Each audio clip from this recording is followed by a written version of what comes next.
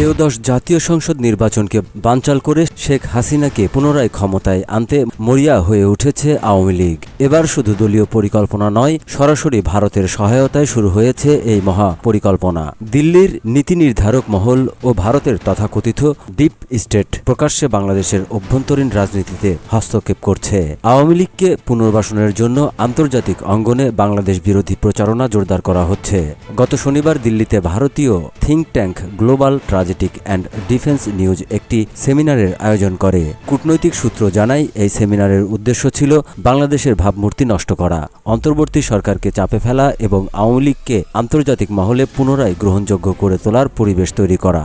ভারত এবার শুধু বক্তব্য কিংবা পরোক্ষ সমর্থনে সীমাবদ্ধ নেই, সরাসরি বাংলাদেশের কিছু বিতর্কিত ব্যক্তিকে ব্যবহার করছে। সেমিনারে অংশ নেন ভারতের সামরিক কর্মকর্তা, প্রশাসনিক আমলা ও থিঙ্ক ট্যাঙ্কের প্রতিনিধি ছাড়াও 4 জন বাংলাদেশি। সাংবাদিক সৈয়দ বদরুল হাসান, শিক্ষাবিদ ডক্টর আবুল হাসনাত মিল্টন, সাবেক রাষ্ট্রদূত মোহাম্মদ হারুন আল রশিদ এবং ব্যারিস্টার তানিয়া আমির। কূটনৈতিক মহল মনে করছে, ভারতের ডিপ স্টেট এবার বাংলাদেশের ভেতরের রিসোর্সকে কাজে লাগিয়ে আন্তর্জাতিক প্রোপাগান্ডা আরও শক্তিশালী ও বিশ্বাসযোগ্য করতে চাইছে। সেমিনারে কনসেপ্ট নোটে দাবি করা হয়, 1971 সালের পর থেকে ভারত বাংলাদেশ সম্পর্ক অর্থনৈতিক, সামাজিক, সাংস্কৃতিক ও সামরিক ক্ষেত্রে গভীর থাকলেও বর্তমান পরিস্থিতি দুই দেশের সম্পর্ককে এক বিশেষ সন্ধিক্ষণে দাঁড় করিয়েছে। আরও বিস্ময়করভাবে ভারতের সশস্ত্র বাহিনীর চিফ অফ ডিফেন্স স্টাফ দাবি করেছেন, ভবিষ্যতে পাকিস্তানের সঙ্গে ভারতের সম্ভাব্য যুদ্ধের সূচনা হতে পারে বাংলাদেশ থেকে।